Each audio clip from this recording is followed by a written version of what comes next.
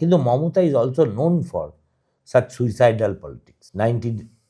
অটল বিহারী বাজপেয়ী ওখান থেকে চলে আসা, কংগ্রেসের সঙ্গে অ্যালায়েন্স করা, আবার বেরিয়ে আসা, আবার কংগ্রেসের সঙ্গে অ্যালায়েন্স করা, মনমোহন সিংয়ের গভর্নমেন্টে জয়েন করা।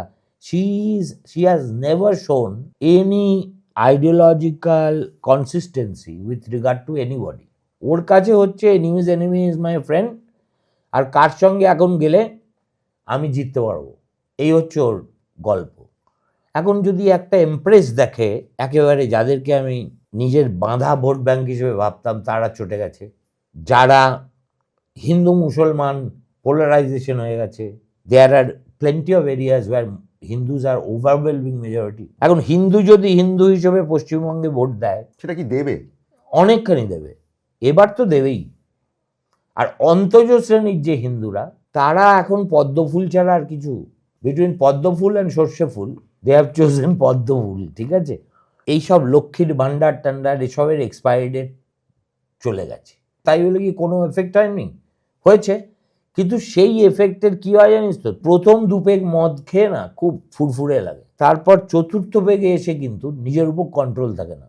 এই ভাতা জীবী হওয়া মমতা যে কি ক্ষতি করেছে আমাদের পশ্চিমবঙ্গের, she has turned the entire গরিব বাঙালি সোসাইটি প্যারাসিটিক ইন ক্যারেক্টার।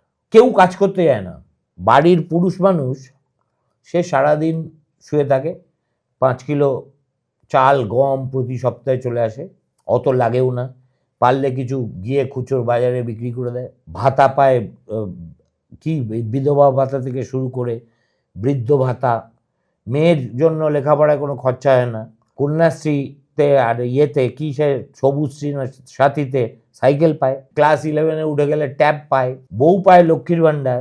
একদম গ্রামাঞ্চলে গরিব মানুষের আর কি প্রয়োজন? কালকে যদি বাংলায় আবার মানরেগা চালু হয়, আমি লিখে দিচ্ছি তোকে, লেবার পাবে না, 200 টাকা দেবে, তার জন্য এত কাটতে হবে, মাটি কাটবো, যাও না, আপনি অন্য জায়গায় দেখে নিন।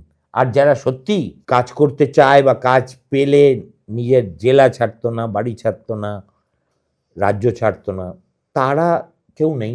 অর্থনীতি একেবারে ধ্বংস, কেন মানে প্রায় সিন্ধু সভ্যতার ছবির মতো হয়ে গেছে।